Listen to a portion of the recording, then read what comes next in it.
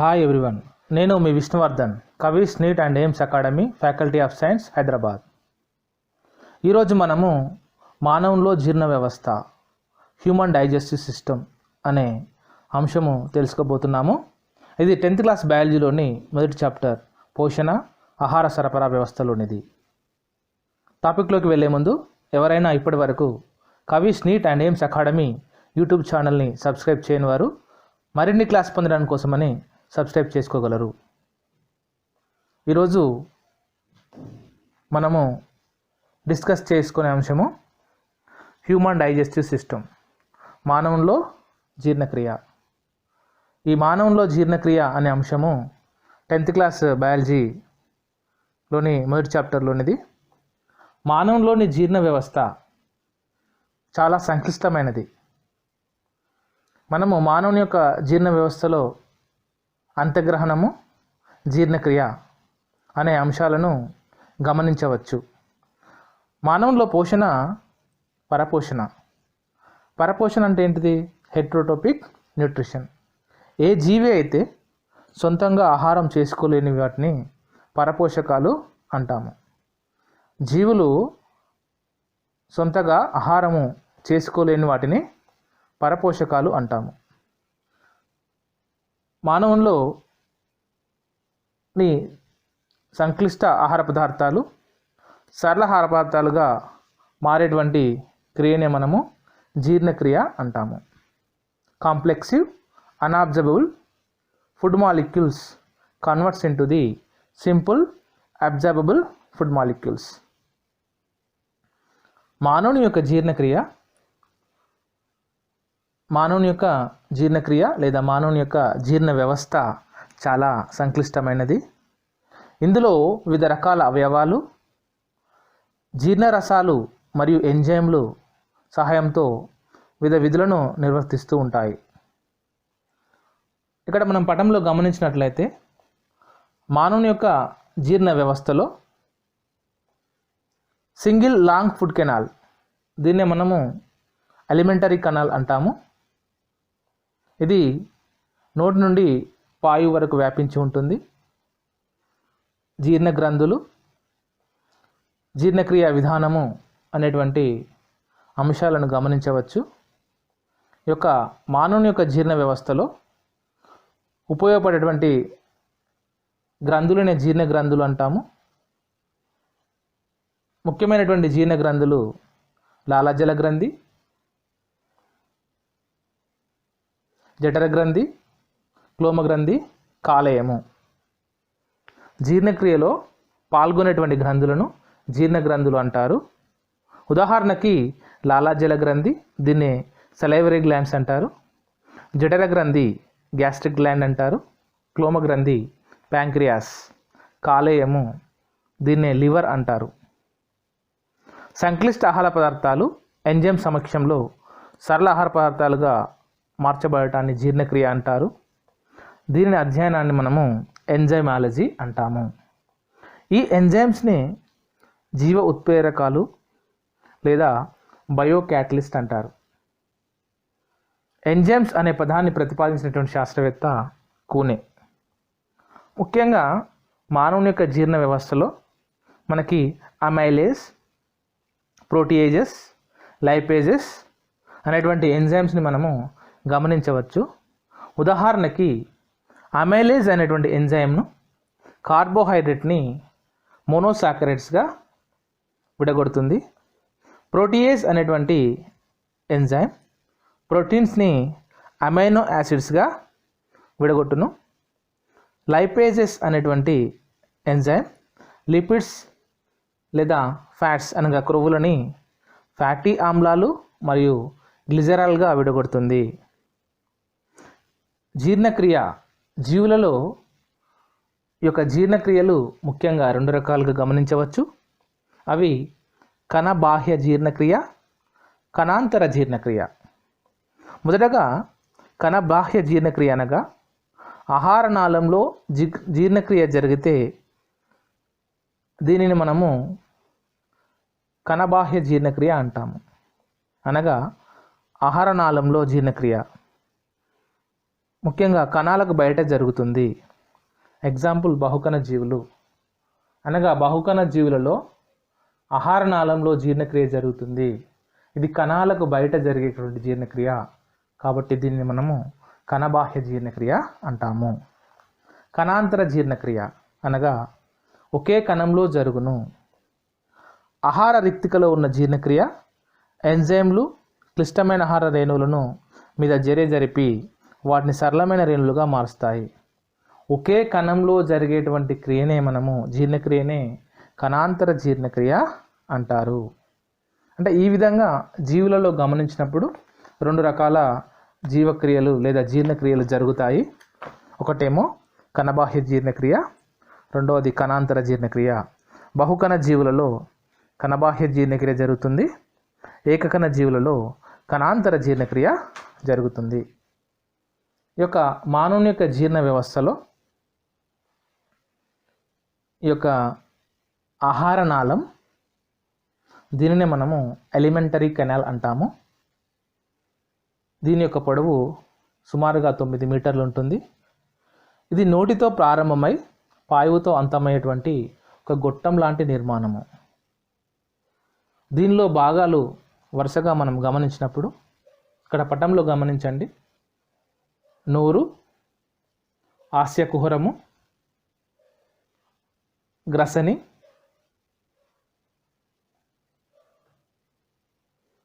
ఆహారవాహిక, జీర్ణాశయము, చిన్న పేగు, పెద్ద పేగు, పురుషనాళము, పాయువు. అంటే ఈ విధంగా నోటితో ప్రారంభమై పాయువుతో అంతమవుతుంది. నోరు, దీన్నే మనము మౌత్ అంటాము. ఆస్య కుహరము, దీన్ని బకల్ క్యావిటీ లేదా ఓరాల్ క్యావిటీ అంటారు. గ్రసని, దీన్ని ఫారింక్స్ అంటాము. ఆహారవాహిక, దీన్ని ఈసోఫాగస్ అంటాము.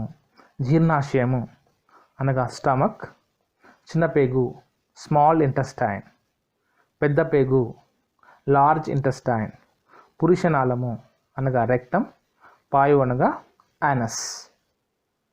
అంటే మనకు ఈ యొక్క 10th క్లాస్ బయాలజీలోని జీర్ణ వ్యవస్థలో గమనించినట్లయితే మానవులోని జీర్ణ వ్యవస్థ ఫ్లో చార్ట్ కనబడుతుంది. ఈ మానవులోని వ్యవస్థను తెలియజేసే ఫ్లో చార్ట్ను పరిశీలించినట్లయితే జీర్ణక్రియలో జరిగేటువంటి ప్రధాన దశలు ఏవి, జీర్ణక్రియ యొక్క ఆవశ్యకత ఏమిటని మనం గమనించవచ్చు. ఇక్కడ ఫ్లో చార్ట్లో ఆహార పదార్థం అనేటువంటిది నోరు, తర్వాత నోటి నుండి ఆస్యకుహరము, ఆస్యకుహరం నుండి గ్రసనికి, గ్రసని నుండి ఆహారవాహికకి, తర్వాత అక్కడి నుండి జీర్ణాశయంలోనికి, జీర్ణాశయం నుండి ఆంత్రమూలంకి, ఆంత్రమూలం నుండి చిన్న ప్రేగుకి, చిన్న ప్రేగు నుండి పెద్ద ప్రేగుకి, అక్కడి నుండి పురుషనాళంకి, చివరగా పాయువు ద్వారా విసర్జన జరుగును. దీన్ని మనము మల విసర్జన అంటారు. మొదటగా digestion in mouth. Digestion in mouth అనగా నోరు ఆస్యకుహరంలో జీర్ణక్రియ. మానవుల్లో ఆహారంను నోటి ద్వారా తీసుకోవడం జరుగుతుంది. దీన్నే మనము ఇంజెషన్ అంటాము. ఇంజెషన్ అంటాము. ఈ యొక్క మానవుని యొక్క ఆస్యకుహరంలో 3 జతల లాలాజల గ్రంథులు ఉండును. ఇక్కడ మానవుల్లోనైతే 3 జతల లాలాజల గ్రంథులు ఉంటాయి. ఇతర జీవులలో ముఖ్యంగా మిగతా క్షీరదాలలో 4 జతల లాలాజల గ్రంథులు ఉండును. మానవుల్లో ఉన్నటువంటి 3 జతల లాలాజల గ్రంథులను గమనించినప్పుడు చెవి దగ్గర పెరోటిడ్ గ్రంథులు, 2 దవడలు కలిసేటువంటి ప్రదేశంలో అదో జంబికా గ్రంథులు, నాలుక కింద అదో జీవికా గ్రంథులు ఉండును. ఈ యొక్క మానవుని యొక్క లాలాజలంలో లైసోజైమ్ అనేటువంటి సూక్ష్మ జీవనాశిని ఉండును. మానవుని యొక్క లాలాజలంలో లైసోజైమ్ అనేటువంటి సూక్ష్మ జీవనాశిని ఉండును. లాలాజలంలో ఉండేటువంటి ఎంజైమ్స్ నే మనము టైలిన్ అంటాను. దీనినే మనము అమైలేజ్ అని కూడా అంటారు. మానవుని యొక్క లాలాజలం యొక్క pH గమనించినట్లయితే 6.8గా ఉంటుంది. మానవుని యొక్క జీర్ణ వ్యవస్థలో జీర్ణక్రియ అనేటువంటిది ఆస్యగృహంలో మొదలవుతుంది. మనం తీసుకునే ఆహారాన్ని 2 రకాలుగా గమనించవచ్చు. ఒకటి కుకుడు స్టార్చ్, రెండవది అన్కుకుడు స్టార్చ్, అంటే వండినది వండనిది. కుకుడు స్టార్చ్ పైన ఈ యొక్క టైలిన్ చర్య జరిపినప్పుడు, టైలిన్ అనేటువంటిది ఒక ఎంజైమ్. ఈ టైలిన్ అనేటువంటి ఎంజైమ్ చర్య జరిపినప్పుడు అది మాల్టోజ్గా ఏర్పడుతుంది. అన్కుకుడు స్టార్చ్ పైన టైలిన్ అనేటువంటిది చర్య జరిపినప్పుడు మాల్టోజ్ అండ్ సమ్ డెక్స్ట్రిన్స్గా విడిపోవును. మనం తీసుకున్నటువంటి ఆహారము నోటిలోని దంతాల ద్వారా ముక్కలుగా చేయబడి నోటిలోని లాలాజలంతో కలుస్తుంది. ఎప్పుడైతే మనం తీసుకున్న ఆహారము నోటిలోని లాలాజలంతో కలిసినప్పుడు లాలాజలంలో మ్యూసిన్ ఉండి ఆహారం చుట్టి బోలస్ అనే ముద్దను ఏర్పరచును. బోలస్ అనే ముద్దను ఏర్పరచును. ఇటువంటి మెత్తగా జారుడు స్వభావం కలిగినటువంటి ఈ యొక్క బోలస్ ఆహార వాహిక గుండా, ఆహార వాహిక అంటే ఈసోఫాగస్ గుండా జీర్ణాశయంలోకి వెళ్ళడానికి అనువుగా ఉంటుంది.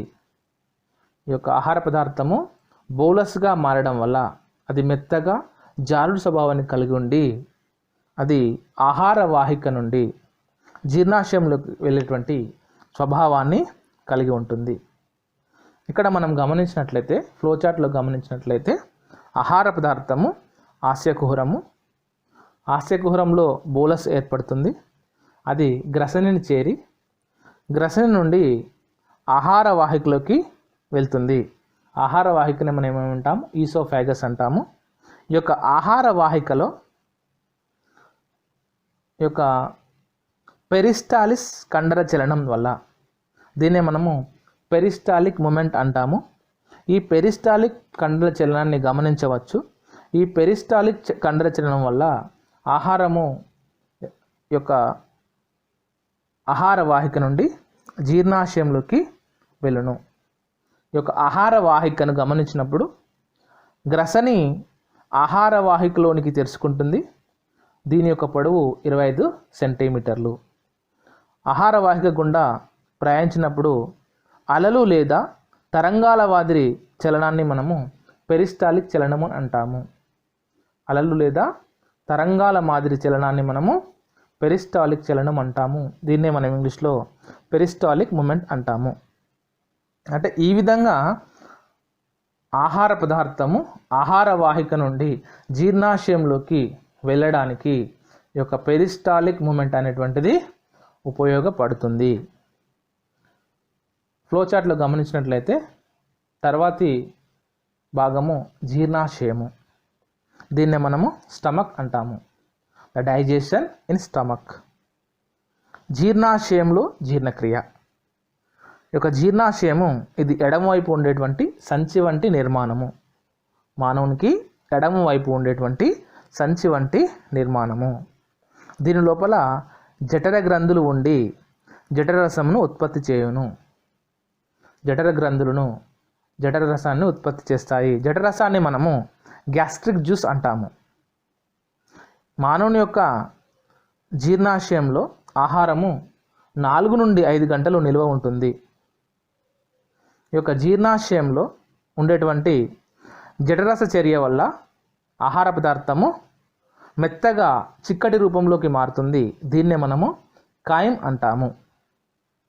మానవుని యొక్క జీర్ణాశయంలో ఉండేటువంటి జఠరస చర్య వల్ల ఆహార పదార్థము మెత్తని చిక్కటి రూపంలోకి మారుతుంది. దీన్నే మనము కాయం అంటాము.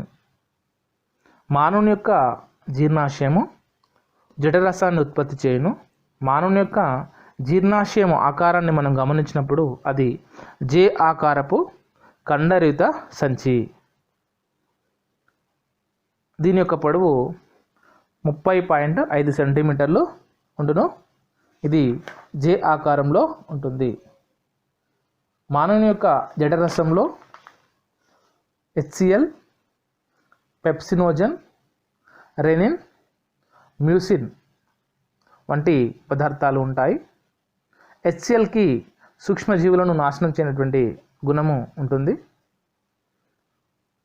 చిన్నపిల్లల్లో యొక్క పాలు గడ్డకట్టడానికి కారణము ఈ యొక్క రెనిన్.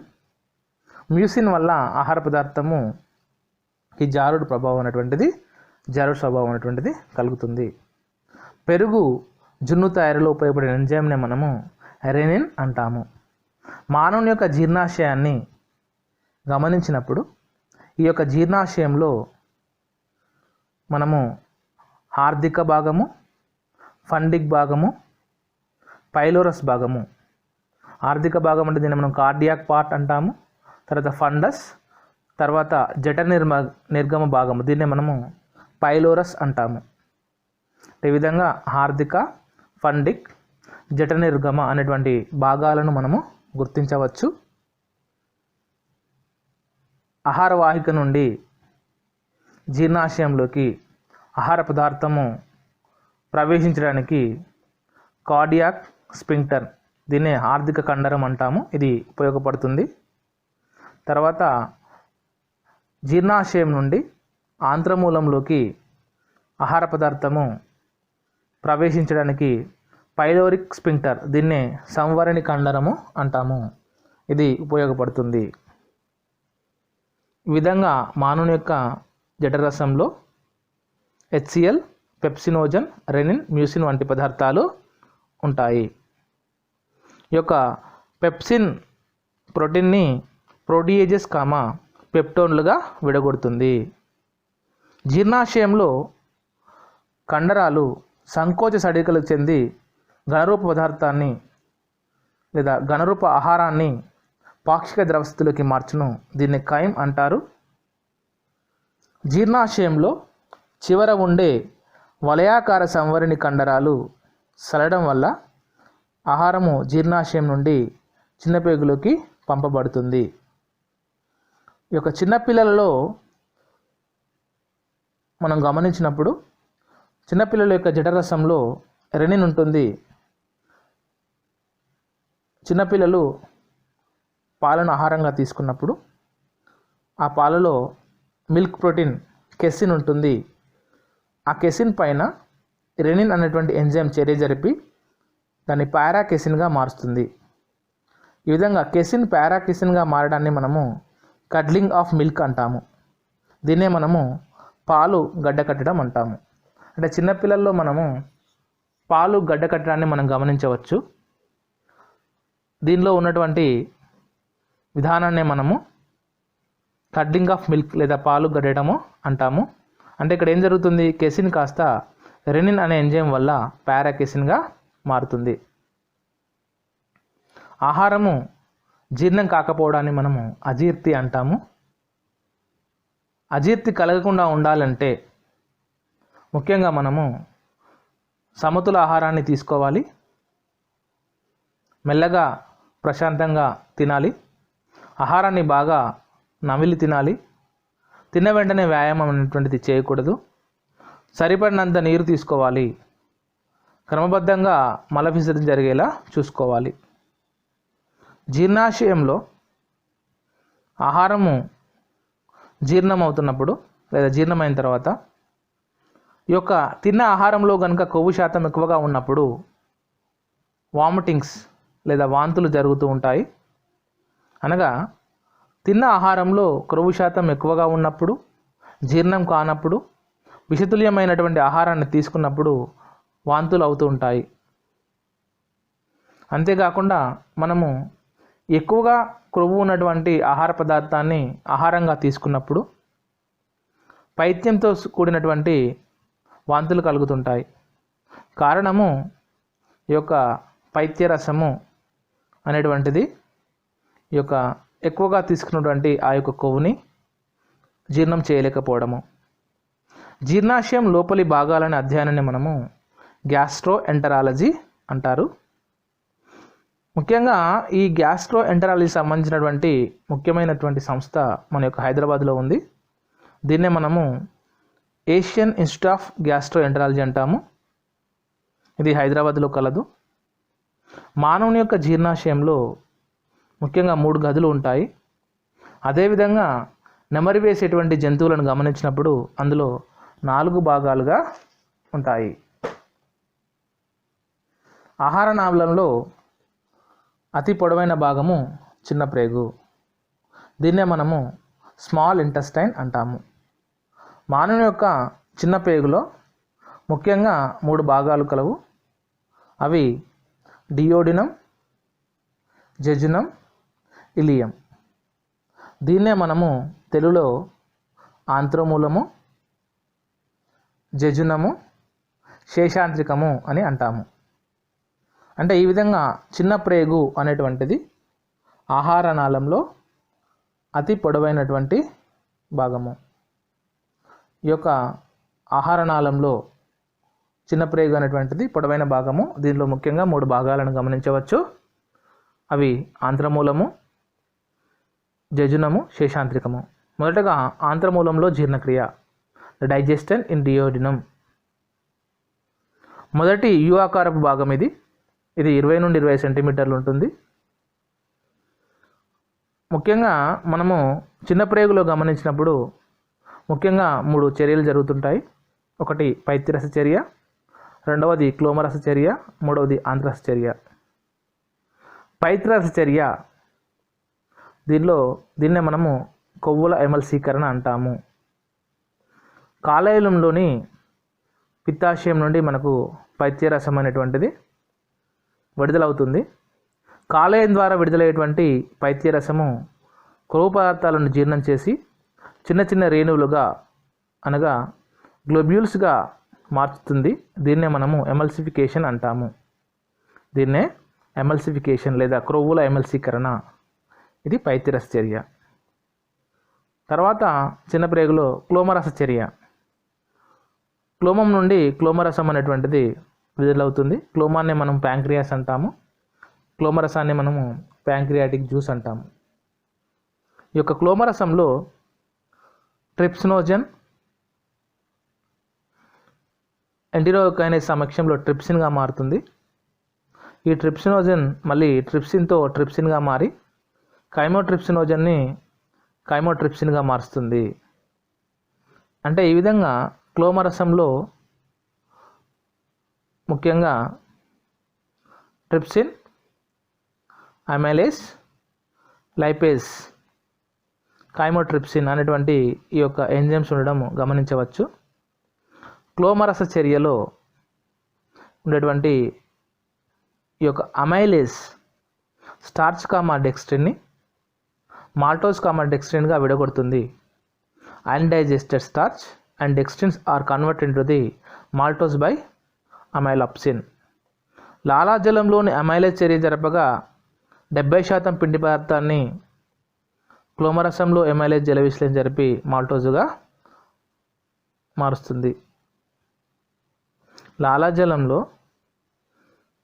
అమైలేస్ చర్య జరపగా 70% పిండి పదార్థాన్ని క్లోమరసంలో అమైలేస్ జల విశ్లేషణ జరిపి మాల్టోజ్గా మారుస్తుంది. అంటే ఆంత్రమూలము సమీపాగ్ర భాగంలోని కణాలు అధిక మొత్తంలో బైకార్బోనేట్ ఉత్పత్తి చేసి జఠర ఆమ్లాన్ని పూర్తిగా తటస్థీకరణ చేయును. ఈ యొక్క ఆంత్రమూలంలో క్లోమరసం పైత్యరసంతో కలిసి క్షారయుతంగా మారని ఆహారాన్ని కైల్ అంటారు. క్షారయుతంగా మారినటువంటి ఆహారాన్ని కైల్ అంటారు. తర్వాత చిన్న ప్రేగులో తర్వాతి భాగము జెజునం. ఇది చిన్న ప్రేగులోని మధ్య భాగము. ఈ యొక్క జెజునంలో లింబర్కూన్ గుళికలు ఉంటాయి. ఇవి ఆంత్రరసాన్ని స్రవిస్తాయి. ఈ ఆంత్రరసం వల్ల జరిగేటువంటి చర్యనే మనము ఆంత్రరస చర్య అంటాము. చిన్న ప్రేగులో జీర్ణక్రియ పూర్తి అవును. అంటే మొదటగా జీర్ణక్రియ ఎక్కడ మొదలవుతుంది? హాస్యగృహంలో మొదలై చిన్న ప్రేగులో అంతమవుతుంది. ఆంతరస చర్యలో మనకి పూర్తిగా ఆహారం అనేటువంటిది జీర్ణం కావడం అనేది జరుగుతుంది. అంటే కార్బోహైడ్రేట్స్ నోటిలో కొంతవరకు మాత్రమే జీర్ణమవుతాయి. అదే జీర్ణాశయంలో మార్పులు చెందకుండా చిన్న ప్రేగులోకి చేరిన తర్వాత అక్కడ క్షారత కలిగి ఉండడం వల్ల పూర్తిగా జీర్ణమవుతాయి. అంటే ఆహార పదార్థాలు పూర్తిగా ఎక్కడ జీర్ణమవుతాయి? చిన్న పేగులో జీర్ణమవుతాయి. ఈ యొక్క ఆంత్రరస చర్యలో మనం గమనించినప్పుడు ముఖ్యంగా ఆంత్రరసంలో మాల్టేస్, సుక్రేస్, లాక్టేస్, పెప్టిడేస్, లైపేస్ అనేటువంటి ఎంజైమ్లను మనం గుర్తించవచ్చు. మాల్టేస్ అనేటువంటిది మాల్టోజ్ని గ్లూకోజ్ ప్లస్ గ్లూకోజ్గా విడగొడుతుంది. సుక్రేజ్ అనేటువంటి ఎంజైమ్ సుక్రోజ్ని గ్లూకోజ్ ప్లస్ ఫ్రక్టోజ్గా విడగొడుతుంది. లాక్టేజ్ అనేటువంటి ఎంజైమ్ లాక్టోజ్ని గ్లూకోజ్ ప్లస్ గ్లాక్టోజ్గా విడగొడుతుంది. తర్వాత చిన్న ప్రేగులోని తర్వాతి భాగము శేషాంత్రికము. దీన్నే మనము ఇలియం అంటాము. అనగా చిన్న పేగులో చివరి పొడవైన మెలికలు తిరిగిన భాగాన్నే మనము శేషాంత్రికం అంటాము. ఈ భాగంలో చేతివేళ్ల వంటి చూషకాలు అనే నిర్మాణాలు ఉండి చిన్న చిన్న ఆహార రేణువులను శోషణ చేసి రక్తంలోకి పంపించును. ఈ విధంగా చేతివేళ్ల వంటి నిర్మాణాన్ని మనము మైక్రోవిల్లీ అంటాము. మైక్రోవిల్లీ ఏ విధంగా ఉపయోగపడతాయి? మైక్రోవిల్లీ ఈ విధంగా చేతివేళ్ల వంటి నిర్మాణంలో ఉండడం వల్ల చిన్న పేగు యొక్క ఉపరితల వైశాల్యాన్ని పెంచును. ఈ విధంగా ఉపరితల వైశాల్యం పెరిగినప్పుడు ఆ యొక్క ప్రేగు యొక్క శోషణ సామర్థ్యం అనేటువంటిది పెరుగుతుంది. ఈ విధంగా శోషణ చెందినటువంటి ఆహారము రక్తంలోకి పంపించబడుతుంది. రక్తము ఈ ఆహారాన్ని శరీర భాగాలకి పంపించును. ఈ విధంగా ఆహార రేణువులు శోషించబడడాన్ని అబ్జార్ప్షన్ అంటాము. అదేవిధంగా ఈ ఆహారాన్ని శరీర భాగాలకు పంపించడాన్ని స్వాంగీకరణము లేదా అసిమిలేషన్ అంటారు. ఈ యొక్క చిన్న ప్రేగులో ఉండేటువంటి ఈ 3 భాగాలను మనం గమనించినప్పుడు ఏంటి ఏమో అవి డియోడినము, జెజునము, ఇలియము. డియోడాన్ని మనము ఆంత్రమూలము, జెజునము, ఇలియాన్ని మనం శేషాంత్రికము అని అంటాము. దీని యొక్క పొడవుని బట్టి అవరోహణ క్రమంలో అమర్చినప్పుడు ఇలియము, జెజునము, డియోడినముగా ఉంటాయి. ఆరోహణ క్రమం అనగా తక్కువ పొడుగు నుండి ఎక్కువ పొడుగుకి, అనగా డియోడినం కంటే జెజునము ఎక్కువ పొడుగుండును, జెజునం కంటే ఇలియము ఇంకా ఎక్కువగా పొడుగుగా ఉండును. జీర్ణం కాని మిగిలిన ఆహార పదార్థము పెద్ద పేగులోకి పంపించబడుతుంది. అంటే ఈ విధంగా చిన్న పేగులో ఆంత్రరస చర్య, క్లోమరస చర్య, పైత్యరస చర్య లాంటి చర్యలు జరిగిన తర్వాత ఈ యొక్క ఆహార పదార్థములు పూర్తిగా జీర్ణమై చిన్న చిన్న రేణువుల రూపంలో రక్తంలోకి ప్రవేశించబడతాయి. ఆ విధంగా ఆహార రేణువులు ప్రవేశించిన తర్వాత మిగిలిన ఆహారటువంటి పదార్థము ప్రేగులలో మిగిలినటువంటి ఆహార పదార్థాలు ఏవైతే ఉంటాయో వీటిని మనం జీర్ణం కాని ఆహార పదార్థం అంటాము. ఇవి పెద్ద ప్రేగులోకి పంపించబడును. జీర్ణం కాని వ్యర్థ పదార్థాలు పెద్ద పేగు నుండి పురుషలాలంలోకి, అక్కడి నుండి పాయువు ద్వారా బయటకు విసర్జించబడును. ఈ విధంగా పాయువు ద్వారా ఆహార పదార్థాలు విసర్జించబడటాన్ని మనము మల విసర్జన అంటాము. ఉదాహరణకి కొన్ని జంతువులలో మొదటగా విసర్జించిన ఆహారాన్ని మళ్ళీ తీసుకొనడం జరుగుతుంది. దీన్నే మనము మల కబలనం అంటాము. దీనికి ఉదాహరణ కుందేలు చెప్పుకోవచ్చు. విసర్జించిన ఆహారాన్ని తీసుకునేటువంటి జీవి కుందేలు. దీన్ని మలకబనం అంటాము. దీన్ని ఇంగ్లీష్లో మనము కోఫ్రోఫాగి అంటారు. అంటే ఈ విధంగా మానవుల్లో జీర్ణక్రియ ఏ విధంగా జరుగుతుందో మనకి ఫ్లోచార్ట్లో ఇవ్వడం జరిగింది. అంతేకాకుండా మానవుల్లో జీర్ణక్రియ జరిగేటప్పుడు ఆ జీర్ణక్రియలో ఉపయోగపడేటువంటి ఎంజైమ్స్ ఇక్కడ పట్టికలో పొందుపరిచారు. క్రమసంఖ్య, ఎంజైమ్ లేదా పదార్థము, అది ఏ గ్రంథి నుండి విడుదలవుతుంది, స్రావం చేరేటువంటి ప్రదేశము, అందులో ఉండేటువంటి జీర్ణరసం ఏమిటి, అది వేటిపైన చర్య జరుపుతుంది. అంతేకాకుండా ఏర్పడే ఉత్పన్నము లేదా పదార్థం ఏంటని ఈ పట్టికలో మనం గమనించవచ్చు. ముఖ్యంగా మనకు చాలా ఎగ్జామ్లు అడిగేటువంటి ప్రశ్న, ఎలాంటి ఎంజైమ్స్ లేని రసము పైత్యరసము, పైత్యరసాన్ని స్రవించేటువంటి గ్రంథి కాలేయము. ఈ విషయాన్ని మనం గుర్తుపెట్టుకోవాలి. మొదటి ఎంజైము టైలిన్, క్రమసంఖ్య 1 టైలిన్. టైలిన్ అనేటువంటిది లాలాజల అమైలేజ్, అనగా టైలిన్ అనేటువంటిది మానవుని యొక్క లాలాజల గ్రంథులు స్రవిస్తాయి. ఇది మానవుని యొక్క లాలాజల గ్రంథులు ఎక్కడ ఉంటాయి, మరి ఆస్యకుహరంలో ఉంటాయి. దీన్నే మనము లాలాజలం అంటాము. ఈ లాలాజలం అనేటువంటిది ముఖ్యంగా కార్బోహైడ్రేట్స్ పైన చర్య జరుపుతుంది. లాలాజలములో ఉండేటువంటి టైలిన్ కార్బోహైడ్రేట్స్ పైన చర్య జరిపినప్పుడు కార్బోహైడ్రేట్స్ అది మాల్టోజ్గా ఏర్పరుస్తుంది. రెండవది పెప్సిన్. పెప్సిన్ని స్రవించేటువంటి గ్రంథి జఠర గ్రంథులు.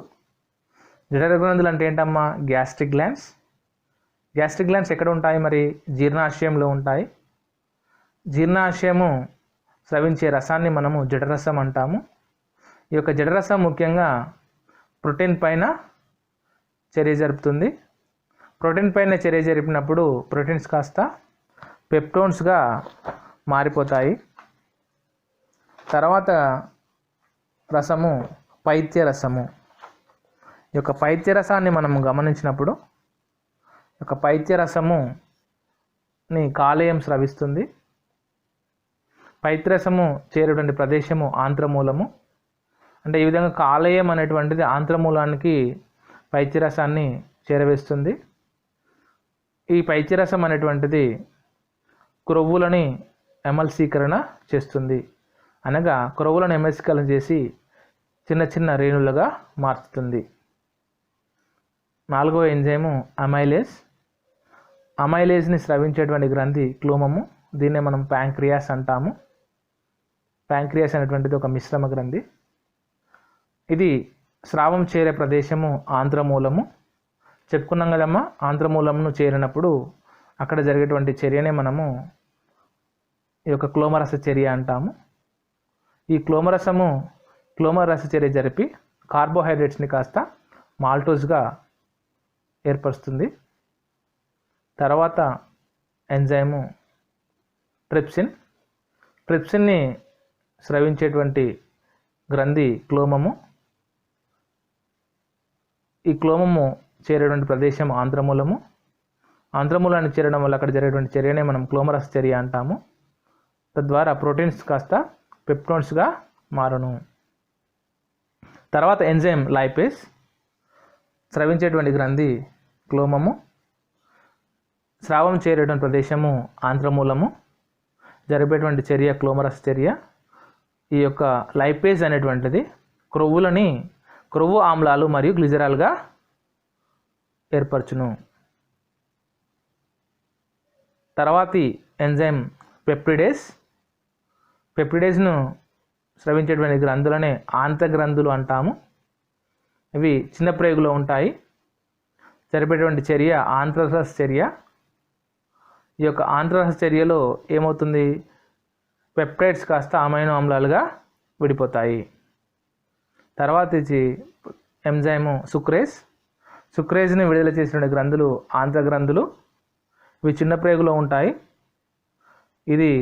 దీనిలో ఉండేటువంటి రసము ఆంధ్రరసము. ఈ యొక్క ఆంధ్రరసములో ఉండేటువంటి ఆ యొక్క సుక్రేజ్ అనేటువంటి ఎంజైమ్ సుక్రోజ్ను గ్లూకోజ్గా మార్చుతుంది. అంటే ఈ విధంగా మనకి జీర్ణక్రియలో ఉండేటువంటి ఆ యొక్క ఎంజైమ్లు అనేటువంటి ముఖ్యమైనవి. మన యొక్క ఎగ్జామ్స్లో వీటిపైన కూడా క్వశ్చన్స్ అడగడం జరుగుతుంది. సాధారణంగా మనము ఎక్కువగా క్రొవ్వు ఉన్నటువంటి ఆహారాన్ని తీసుకున్నప్పుడు పైత్యంతో పసరుతో కూడినటువంటి వాంతులతో మనం బాధపడుతుంటాము. ఎక్కువగా కొవ్వు పదార్థాలను తిన్నప్పుడు కాలేయము కొవ్వును తట్టుకునే శక్తిని కోల్పోతుంది.